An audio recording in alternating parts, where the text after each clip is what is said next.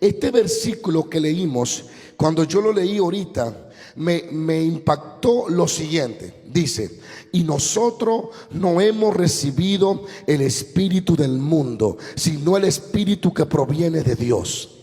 Ahora, en el verso 10, antes del verso 12, el apóstol Pablo está escribiendo a gente espirituales, no a gente carnales, porque el mismo capítulo revela que los carnales no entienden a Pablo. Dice así: pero Dios nos las reveló a nosotros por el Espíritu, porque el Espíritu todo lo escudriña, aún lo profundo de Dios.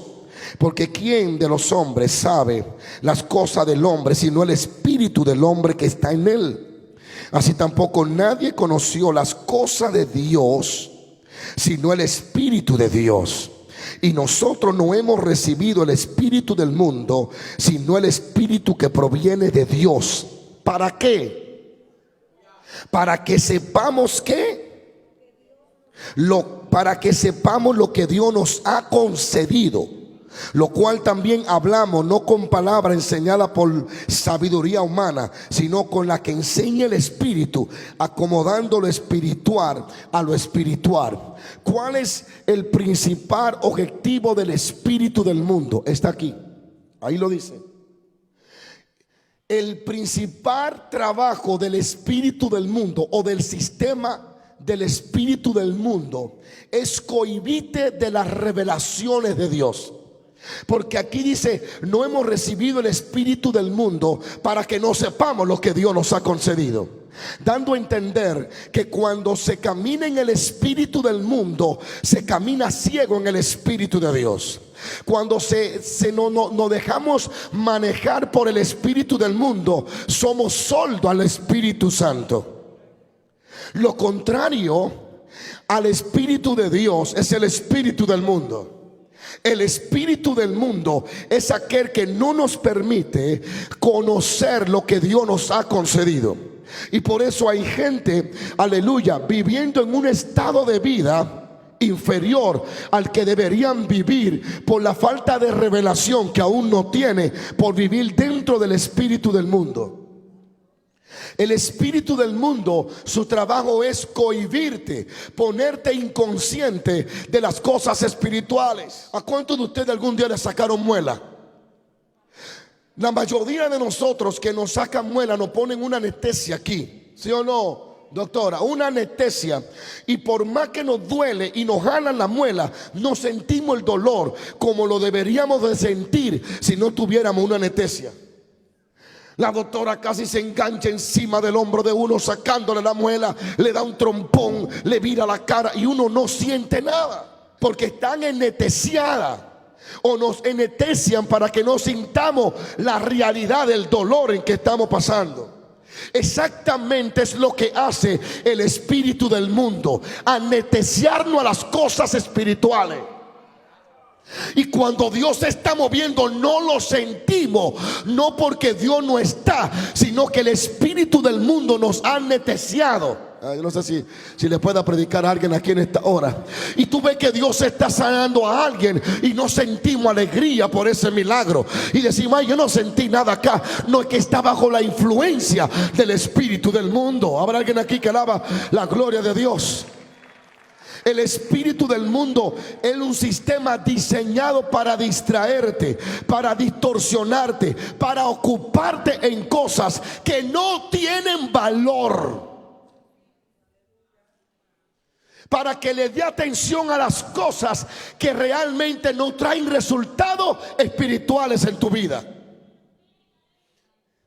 El espíritu del mundo es peligroso, así que voy a comenzar hablando un poco sobre él. Necesitamos conocerlo para que podamos enfrentarlo. ¿Cuánto bendicen a Dios? Dios puede estar sentado en esta plataforma, pero si tú estás bajo la influencia del espíritu del mundo, estás anestesiado a las cosas espirituales. Y cuando alguien está anestesiado a las cosas espirituales, todo le es interesante menos las cosas de Dios. Sigo paro. Dejan de orar porque sienten que ya eso no tiene importancia en su vida. Cuando el espíritu del mundo está controlando una iglesia, ya los miembros no visten para agradar a Dios, sino para agradarse ellos.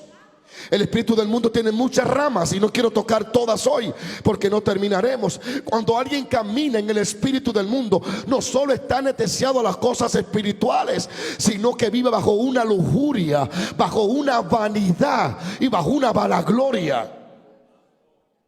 Y lo que tiene fin y lo que se pudre y lo que se termina en la tierra, el espíritu del mundo te hace ver que eso está bueno y que eso no tiene fin. Sigo paro.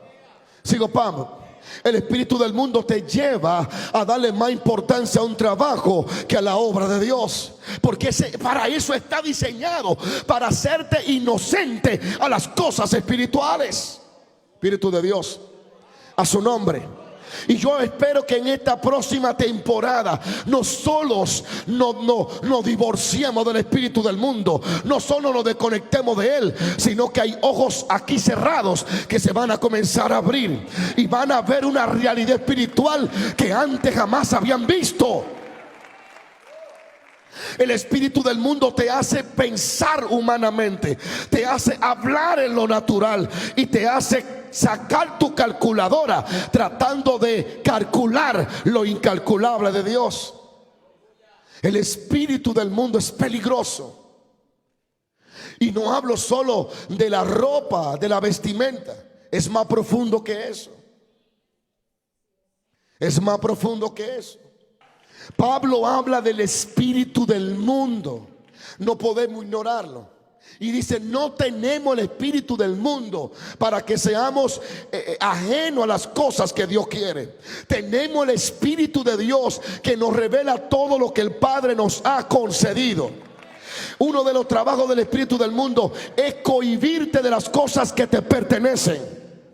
Aleluya. Es pasar hambre cuando ya Dios desató abundancia para tu vida.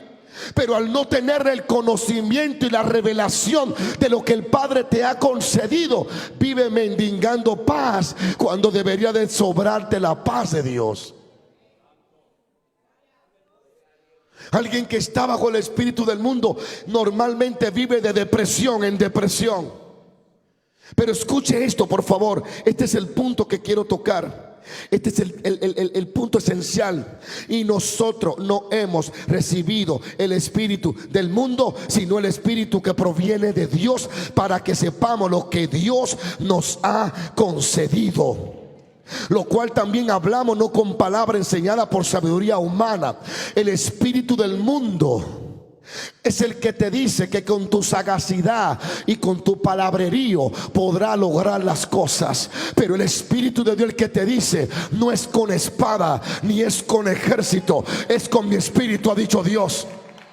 Habrá alguien que pueda decir aleluya a su nombre. Y yo oro porque ese espíritu del mundo se va a revoltear aquí.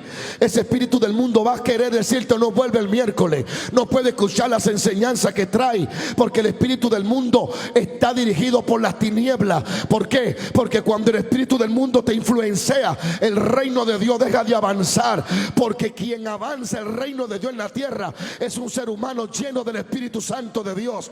Si el reino de Dios se avanzara sin hombre, entonces no necesitamos iglesia. El reino de Dios, para avanzar, necesita un Juan Bautista que lo anuncie, un Pablo que lo predique, un Pedro que hable del poder de Dios. Alabado sea la gloria de Dios. Y yo declaro que en los próximos días ustedes van a despertar y toda anestesia será quitada. Hay gente anestesiada espiritualmente. No sienten el dolor de las almas que se pierden. El tiempo se fue, así que si me dejan terminar a las 9, termino.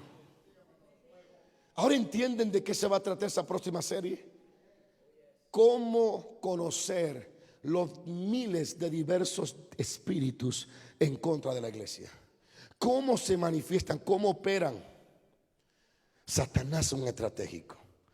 Satanás no es un loco que no sabe qué hacer. Satanás es estratégico, sabe cómo hacer las cosas. El espíritu del mundo es el que te hace quedarte a ver un partido de fútbol cuando en tu iglesia hay oración. ¿Por qué? Porque comienzas a sentir que vale más la pena mirar a un humano, darle una patada, una bola, que irte de rodillas y librar un alma del infierno. Yo sé que algunos no van a volver más a la iglesia. Siga con su espíritu del mundo. Pero yo necesito que alguien se libere. Nosotros no podemos vivir según el mundo, ni podemos vivir bajo el sistema de este mundo. Nosotros somos de Dios, provenimos de Dios y tenemos el Espíritu de Dios. Y no andaremos ciegos ni andaremos ajenos a las cosas espirituales. ¿Hay alguien que alaba a Dios? Hay tanta gente bajo una influencia del espíritu del mundo que todavía ni han entendido lo que le estoy diciendo. Le han puesto 40 anestesias. Algunos nada más le pusieron una, ellos le pusieron 40, una por año, hasta que llegan a un punto en que ya ni sienten, ni padecen, ni nada. Le da lo mismo venir a la iglesia como no volver. El espíritu del mundo te lleva a desobedecer a las autoridades que Dios puso sobre tu cabeza, devalorizando eso, confundiendo. Sigo, paro. Pero Pablo dice que no tenemos ese espíritu. Que el que tiene el espíritu de Dios viva una revelación. Cuando alguien está bajo el espíritu del mundo, es una persona sin razonamiento espiritual. No evalúa las consecuencias de sus chismes, de sus palabras, de sus persecuciones, de su falta de respeto a los siervos y a la sierva de Dios. Caen bajo una maldición de miseria. Están aquí, pero el espíritu del mundo le hace ver que ellos están bien. A su nombre. Como un ciego le va a decir a otro ciego si está bien vestido? Tiene que ir donde alguien que tenga ojos para ver. Sigo, paro. ¿Entendieron un poco del espíritu del mundo? Su mayor objetivo es hacerte inconsciente a lo que el Padre te ha concedido. Hay cosas que Dios te ha concedido que la única forma de saberla es cuando eres lleno del Espíritu de Dios, no del mundo. El espíritu del mundo, escuchen bien, si estamos en las redes no sé, pero el espíritu del mundo está controlando miles de iglesias. El espíritu del mundo le dice a un pastor que vale más escuchar al salmista cantar que medir su vestimenta y su santidad. Porque el espíritu del mundo resalta los dones del hombre. El espíritu del mundo resalta las habilidades del hombre, no las habilidades del Espíritu de Dios en nosotros. Diga conmigo: para vencer el espíritu del mundo hay que romper con el hombre natural. La única conexión que tiene Satanás, su demonio y el espíritu del mundo son tus sentidos naturales o tus designios carnales. Y la única forma de estar fuera de la influencia del espíritu del mundo es estar bajo la influencia del Espíritu de Dios.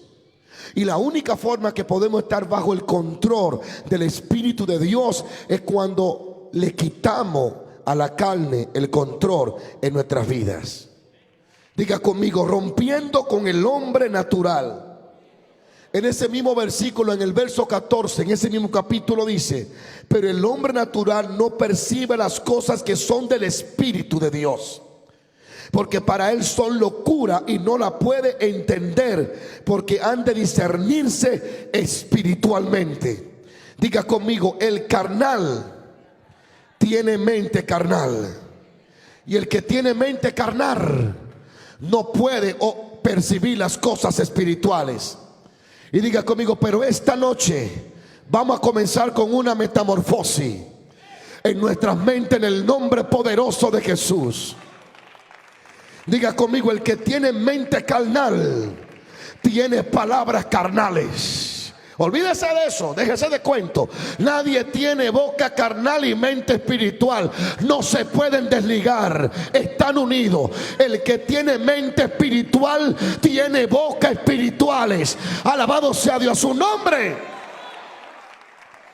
Hoy vamos a aprender cómo romper con el hombre natural. Mire que es demasiada cosa para hoy, pero les voy a avanzar algo. La gente que vive en el hombre natural son gente que viven, personas que se enojan con los otros, que no saben perdonar, que le faltan el respeto a cualquiera, que no hay humildad en ellos. Toda la gente naturales vive bajo la influencia de los demonios. Sigo paro. Escuche bien esto que les voy a leer. Es impresionante el hecho de que Dios quiere mostrarle sus caminos al hombre para que éste llegue directamente a él y sea el ser de vida y de poder que debe de ser. Pero en medio de toda la trayectoria hacia el camino de Dios, hay cosas que debemos hacer para poder lograr la completa percepción de lo que Dios está haciendo. El hombre y la mujer que Dios llama tiene que tener un espíritu de obediencia a Dios bien profundo y tener una vida íntima con Dios para que no cuestione lo que Dios hace, sino que simplemente obedezca. Sigo paro. Elías obedeció a Dios y pidió fuego del cielo, y a pesar de la desunión y la idolatría que había en Israel, Elías pidió fuego. Primera de Reyes 18:24 está esa historia allí. E invocó luego, y dice, Elías le dijo: invoquen ustedes a sus dioses, que yo invocaré al mío. Y cuando oró, cayó fuego. No tengo tiempo para explicar muchas cosas, solo quiero llegar a este punto. ¿Me siguen o no? Los hombres no entendían nada de lo que estaba pasando, pero Elías, siendo un hombre espiritual, podía entender lo que estaba pasando en ese momento. Noé también obedeció a Dios, aún a pesar de la situación climática de aquel entonces, y construyó lo que Dios le había dicho. Génesis 6:14, Génesis 6:17. Lo que Dios le había pedido a Noé era algo que no tenía mucha lógica, pero Noé era un hombre espiritual y entendió lo que Dios le dijo. Los hombres espirituales obedecen a Dios aunque en su mente no lo entienda. Sigo paro. La palabra hacer es la palabra hebrea asa, que significa abrir, emparar, actuar, ejecutar, edificar, sacrificar, terminar.